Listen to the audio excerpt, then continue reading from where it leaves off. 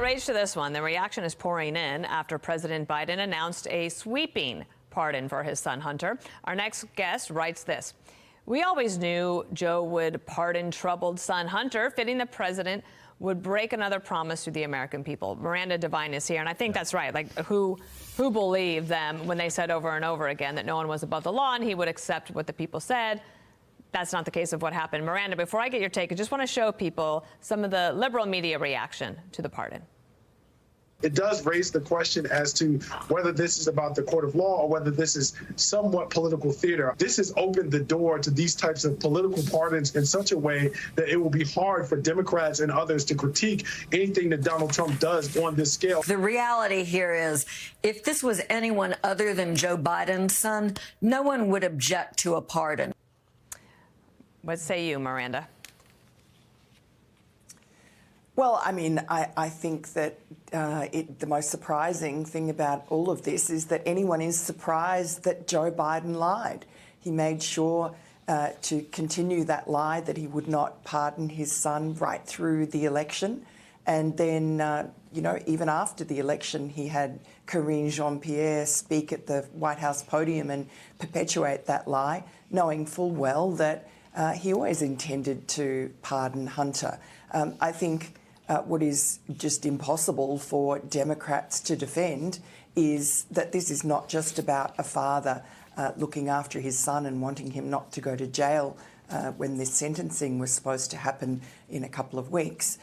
This is Joe Biden going retrospectively, going back 11 years to ensure that he himself is not ensnared in any investigation into his family's influence peddling around the world, earning millions of dollars when he was vice president. This is Joe Biden protecting himself. And maybe his brother, Miranda. Well, of course. I mean, I'm sure that that will be the next pardon. And why wouldn't Joe Biden just go willy-nilly and pardon everyone in his family, anyone he can think of, because he's already... you know, he'll take whatever political hit he needs to for this 11-year pardon for Hunter for any crime that he might have committed, and that includes, of course, the Ukraine grift back in 2014.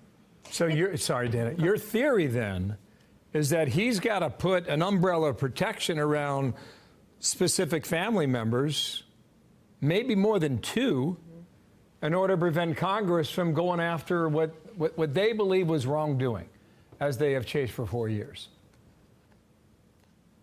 Yes, obviously Hunter is the most involved in all the China and Ukraine and Romania, etc. But Jim Biden, Joe Biden's younger brother, Hunter's uncle, was also involved in some of the China deals with Hunter.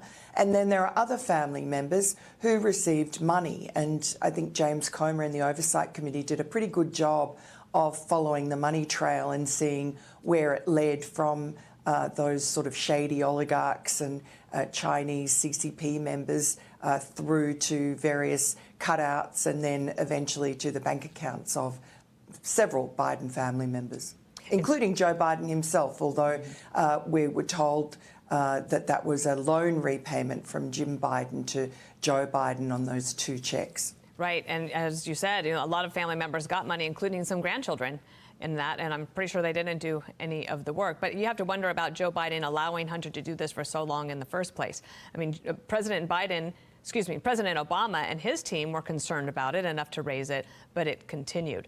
Let me ask you this, Miranda, do you anticipate or know or have a feeling about whether the incoming Trump administration would continue these investigations? Look, I think it's very hard for them to pursue them, I mean, given the pardon and the upcoming probably other pardons.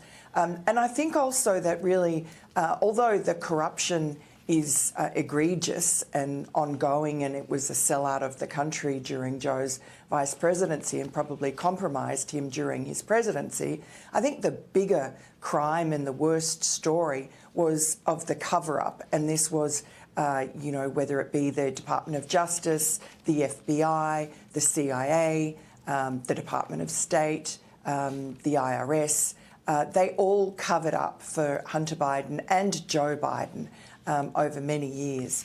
And I just wrote about that in my latest book. I mean, we even had the point where Gina Haspel, the CIA director under Trump, gave the green light to that, what I call the Dirty 51 letter, written by the 51 former intelligence officials, falsely claiming that the Hunter Biden laptop was Russian disinformation. That was a CIA domestic election interference operation. You had the same from the FBI, coercing Twitter and Facebook to censor the New York Post's first stories about the Hunter Biden laptop. Miranda, thank you. More to come on this, certainly. Miranda Devine, New York Post, thanks for coming on.